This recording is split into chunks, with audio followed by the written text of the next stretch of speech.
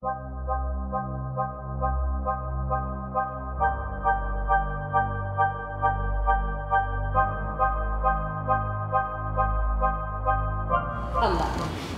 ही गूढता कमी करते.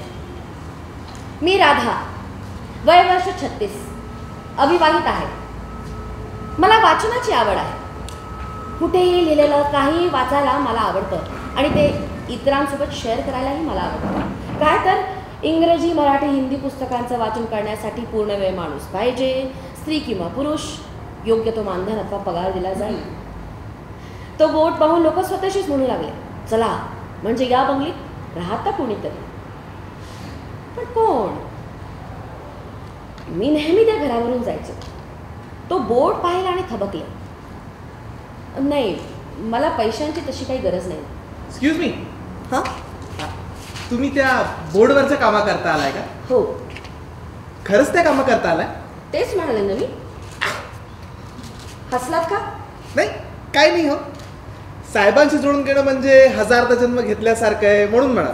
बरं, त्याने मला कोंडलेला नाहीये. मीच कोंडून ठेवलं या जगाला. बाहेरच्या बाहेर त्याला हातच येऊ देत नाही. तुम्ही बस.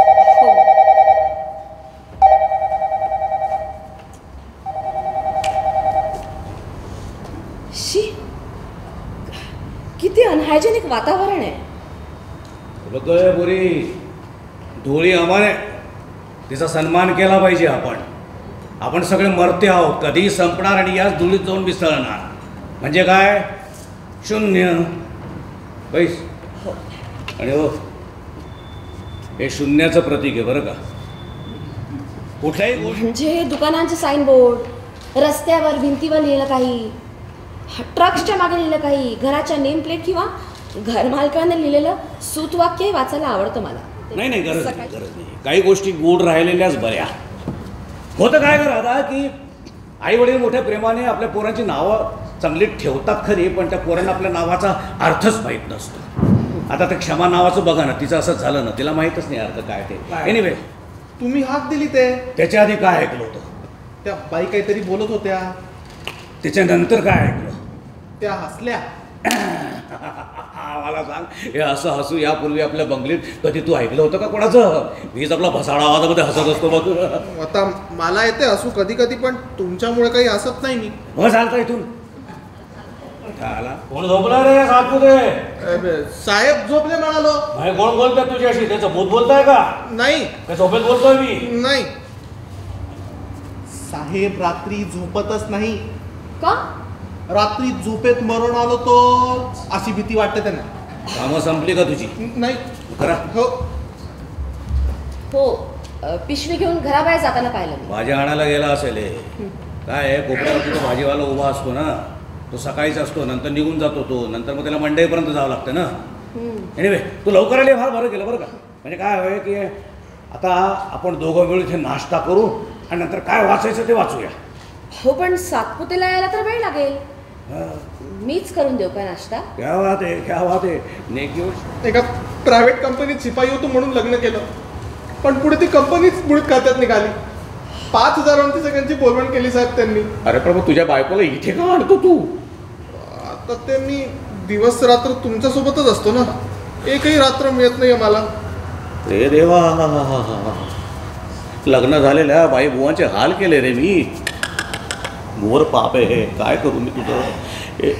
आपला हिशेब संपला नाही. तू इथेच घरा कामाला येत जा, पण रात्री स्वतःच्या घरी झोपत जा. जा ऐक, रोज इथे काम करायचं आणि रात्री स्वतःच्या घरी जाऊन झोपायचं. जा आता. कोण पाहिजे? तू कोण? मी सातपुते इथेच असतो. अरे सातपुते इथे असतो तो आहे कुठे? गेला कुठे? तो नोकरी सोडली का त्यांनी? येण्यातच असेल, पण तुम्ही नको. कोण? तुम्ही तर एवढ्या श्रीमंत आहात, मग इथे ही अशी नोकरी का करताय? मला वाचनाची आवड आहे आणि त्यांनाही पुस्तकं वाचून ऐकवणारा कोणी माणूस हवा होता, म्हणून सहज हे काम करायला तयार झाले. सतत आठवण काढतीये तुमची, म्हणून आम्ही फोन करतो आणि तिची हालचाल कळवतोय. नाही तर त्रास नसता दिला. आणि तुम्ही काय चुप राहता इथं ना? काही बोलतच नाही. अरे या भेटा तिला, ती वाट बघतीये तुमची. येतोय मी.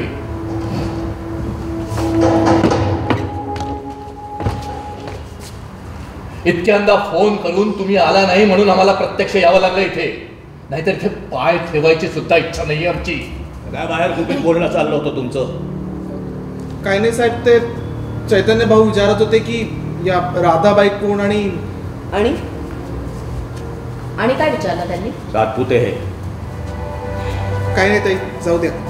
मी to be safe in relationship inevitably breeds sorrow and fear. This seeking for security is inviting insecurity.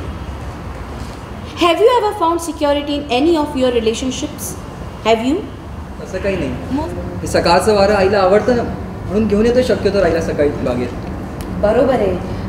किमोमुळे अंगात गरमी खूप वाटते ना. हे मोकळं वारा त्यांना बरं वाटत असेल. हो ना. अहो पण चला ना, पण आत बसून बोलूया.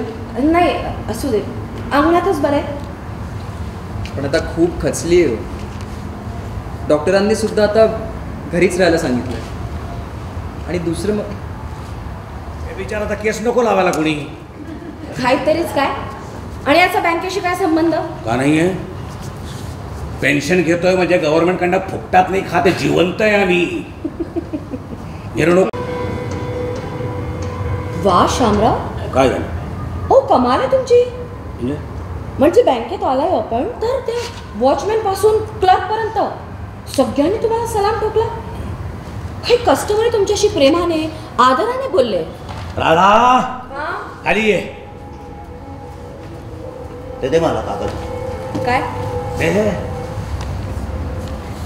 लवकर वाच. आणि आता जे काही मी इथे भाष्य करणार आहोत आम्ही तिघं तुझ्यासमोरच बोलणार आहोत. 1 कोटी निदान 70-80 लाख तरी मिळतीलच. त्यातले अर्धे पैसे घ्या. एक 1 BHK आरामात घेता येईल. एवढंच की थोडं दूर जावं लागेल बस. दादा 1 मिनिट आहे. काय झालं? काय झालं? तू कोण का आमच्या मध्ये बोलणार? घ्या कोण लागते तू शामरावांची त्यांची बाजू घ्यायला? आणि हे बाय काही केअरटेकर वगैरे नाही, मला पटत नाही.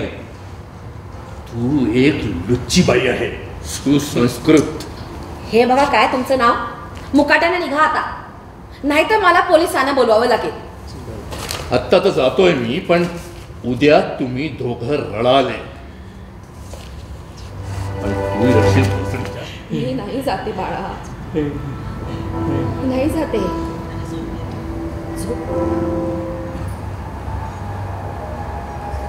शामराव,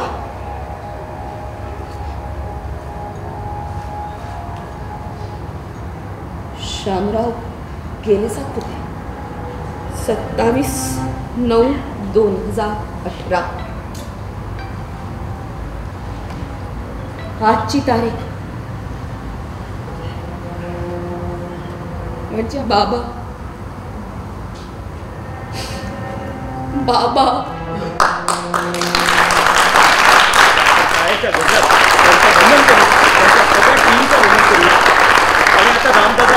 कोरोना काळाने खूप सारं उद्ध्वस्त केलेलं आहे. आणि अशा नाटकांसाठी ही अशी सुधी प्रेक्षक मिळतील की नाही मिळतील हा एक प्रश्न जवळजवळ सर्वदूर असतो. आणि तिसरी फार महत्त्वाची इथे टेन्शन होतं. नजीर भाई इस बात को सहमत है कि without mike heads off to Bhopal. ठीक है. जैसे भीष्म की स्मृति में ये 12वां समारोह है, लेकिन बहुभाषीय पहला है. और जोग साहब यहाँ पर आए, पूरी टीम ने खूबसूरत प्रस्तुति हमें दी. आपका धन्यवाद और आप सबका बहुत बहुत. जे डायरेक्टर होते राम, त्यांचं तर काही विचारूच नका. इतके मोठे मोठे डायलॉग, पण अगदी तोंडपाठ होते त्यांना. कुठेही कोणी अडकलं नाही, काही नाही. सिरियस पण होतं नाटक, पण त्यातून थोडंसं असं त्यांनी ते ठेवलं होतं, लाइट पण केलं त्याला. देखा यहाँ पर बहुत ज़्यादा पात्र भी नहीं थे, लेकिन जो पात्र थे उन्होंने बिल्कुल पकड़ के रखा था. और बहुत लंबे लंबे डायलॉग, लेकिन सब बिल्कुल उनको याद थे. जिसको कहते अप्रतिम, एक ही शब्द है मेरे पास इस नाटक के लिए कि इसके डायलॉग में जो डेप्थ थी या जो गहराई थी, इतनी ज़्यादा मन को भाई कि इनके साथ मैंने इंदौर में काम किया है. आप जो इसके डायरेक्टर है श्रीराम जोग, ये बहुत ही, जिसको कहते हैं ना, बहुत प्रतिष्ठित और नामांकित एक बहुत अच्छे डायरेक्टर भी है और आज बहुत अच्छा नाटक देखने को मिला। धन्यवाद। अपने आप में एक अनोखा नाटक था। सीखने की चाह रहती है या शिक्षा है, उसमें आदमी कैसा उलझता जाता है और उसके पीछे अपनी फैमिली को भी निगलेक्ट करने की कोशिश करता है। इस नाटक में दोनों रूपरेखाएं अपने सामने रखी। बस मैं यही कहना चाहता हूँ, ऐसे नाटक बार बार देखने को मिले, यही हम दर्शकों की इच्छा है।